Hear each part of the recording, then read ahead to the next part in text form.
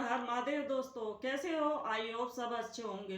दोस्तों आज पूनम के दहेज के सामान की सच्चाई आ गई। दोस्तों आ गई पूनम के दहेज के सामान की सच्चाई। खुद शिवानी ने गोरेलाल के घर जाकर वीडियो में सब दिखाया। पूनम की मम्मी ने बताई शिवानी की वीडियो में सच्चाई कि कितने घटिया नीच हैं पूनम के सब ससुराल वाले। और कुलदीप दोस्तों शिवानी ने दिखाई पूनम की शादी के वक्त की वीडियो जिसमें पूनम के ससुर ससुर का सच में मुंह बना हुआ था।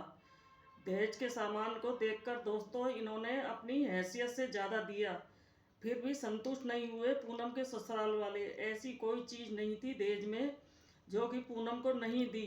Gold, silver, washing machine, cooler, अलमारी, फ्रिज, टीवी, बेड, मोटरसाइकिल, बर्तन जो जो भी देते हैं दहेज में सब दिया, लेकिन फिर भी दहेज के लालची भेड़ियों का पेट नहीं भरा। पूनम की मम्मी बता रही थी कि कुलदीप चाहते तो प्यारे लाल को बचा सकते थे, लेकिन मेरा बच्चा तड़पता रहा और ये लोग खड़े होकर देखते रहे।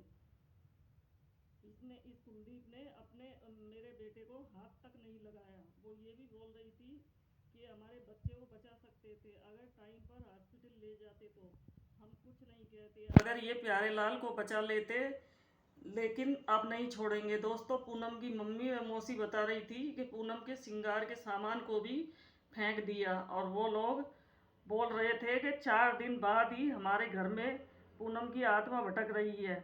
दोस्तों ये सब पूनम के ससुराल वालों की चाल थी।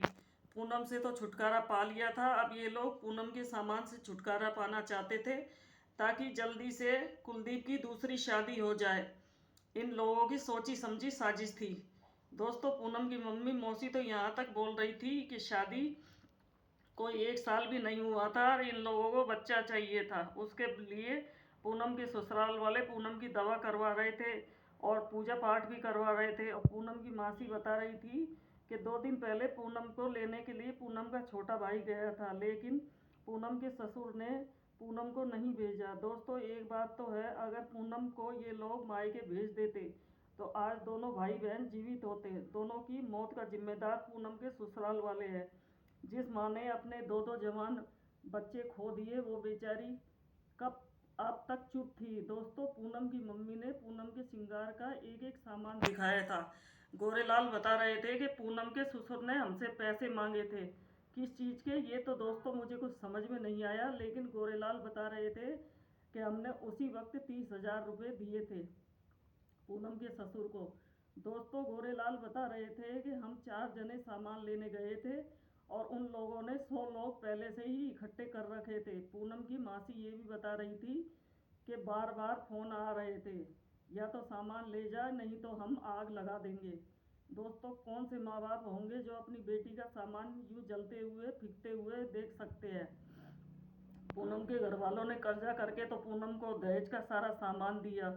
शिवानी बता रही थी कि जिन जिन से कर्जा लिया था सबने पैसे वापस लेने से मना कर दिया। जी उन्होंने बोला कि जिस बेटी का दहेज के लिए कर्जा लिया था जब वही नहीं रही तो हम पैसे लेकर क्या चाटेंगे। दोस्तों इसे कहते हैं इंसानियत।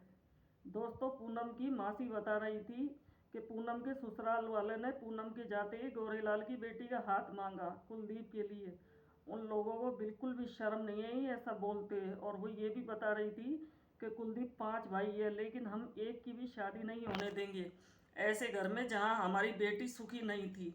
इन लोगों को तो जेल ही भिजवाएंगे। बिल्कुल सही बोल रही थी। ऐसे दहेज के लालची भेड़ियों को के घर में किसी को अपनी बेटी नहीं देनी चाहिए। पूनम के मायके वाले ने गलती तो की है, अपनी बेटी नहीं देनी चाहिए थी। पूनम के मायके वालों ने गलती तो की है, जब इनको पहले ही पता चल गया था कि ये लोग कितने गंदे घटिया दहेज के लालची भेड़िए हैं, फिर भी इन लोगों ने पूनम को कुएं में धक्का दे दिया। शिवानी सही बोल रही थी कि शादी के वक्त ही ये लोग पुलिस में दहेज की कंप्लेन कर देते तो अच्छा रहता, लेकिन फिर भी इन लोगों ने ऐसा नहीं किया। दोस्तों गलती तो हुई है पूनम के मायके वालों से। दोस्तों मैं तो ये कहूँगी कि ऐसे लोगों को तो जेल भेजना चाहिए।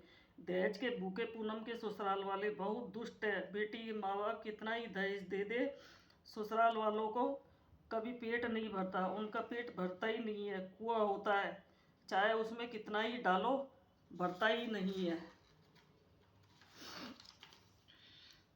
कुएं की तरह ये पूनम के ससुराल वाले। और हाँ दोस्तों, पूनम की मम्मी ये भी बोल रही थी कि हमारे दो दो बच्चे चले गए तो क्या कुलदीप का फर्ज नहीं बनता था कि मम्मी जी हम आपके पास एक दो दिन रह जाते हैं। दोस्तों बिल्कुल फर्ज बनता है। शिवानी ने अच्छा किया, दहेज की वापसी का सच सबके सामने लाना जरूरी था। गोरेलाल के भाई के साथ न्याय होना चाहिए। पूनम के ससुराल वालों ने जो गलती की है वो क्लियर हो गई। दोस्तों पूनम को इंसाफ मिलना चाहिए। इन लालची लोगों को कुछ ना कुछ इंतजाम तो करना चाहिए। दोस्तों सुनकर बहुत दुख हो रहा है। ऐसा किसी की बिटिया के साथ ना हो। इंसानियत सबसे ऊपर है। शिवानी इस दुख की घड़ी में गोरेलाल भाई के परिवार के साथ खड़ी है, बहुत ही अच्छी बात है। उनके घर में लड़की नहीं है तो वो क्या दूसरे की लड़की को दुख में